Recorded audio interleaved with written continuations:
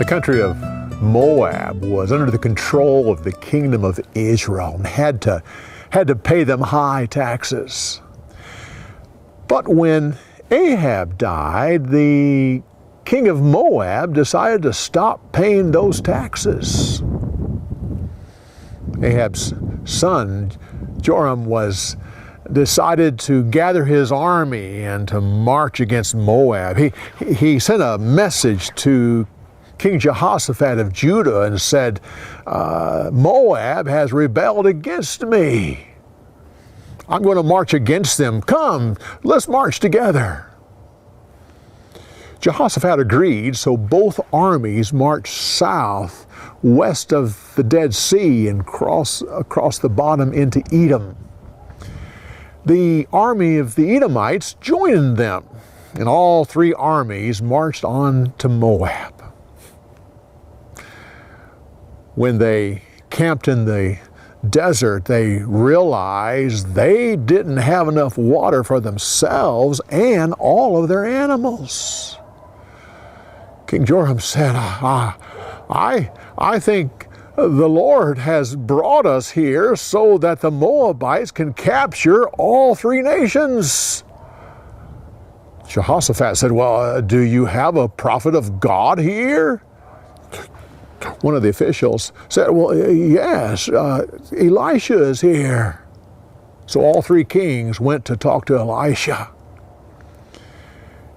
When he saw them coming, he said to King Joram, why have you come to talk to me? Why don't you talk to one of your idols instead?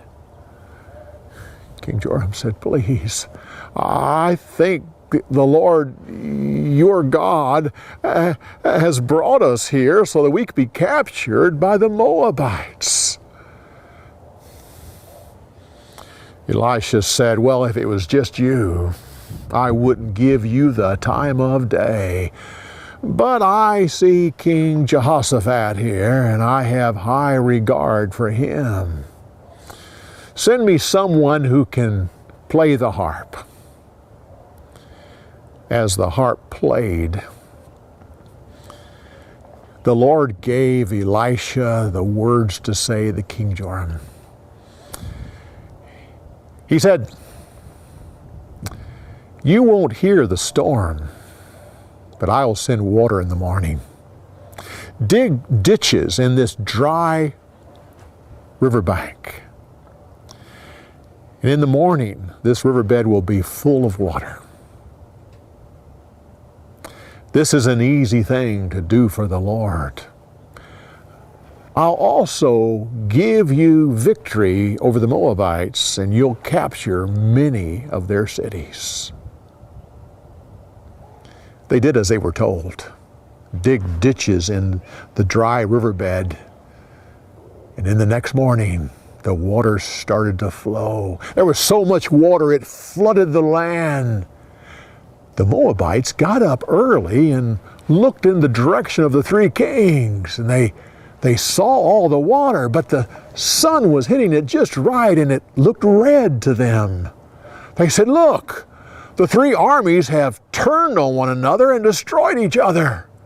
Let's go collect the spoils in each of their camps.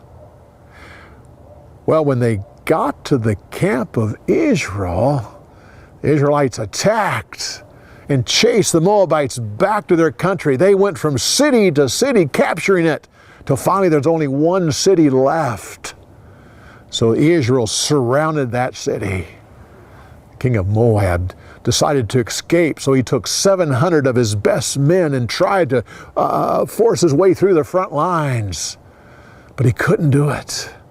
So he grabbed his oldest son, took him and sacrificed him on top of the city wall. The sight of this enraged the men of Moab, and they went into a frenzy. But when Israel saw this, they just turned and went home.